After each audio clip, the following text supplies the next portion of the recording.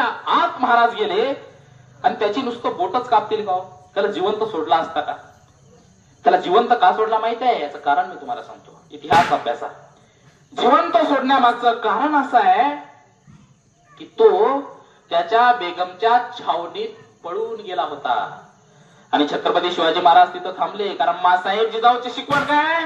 युद्धामध्ये महिला आली, शिवाय प्रसंगी प्राण झाला तरी चालेल, पण महिलावर हात उचलू नकोस म्हणून महाराज परतून गेले.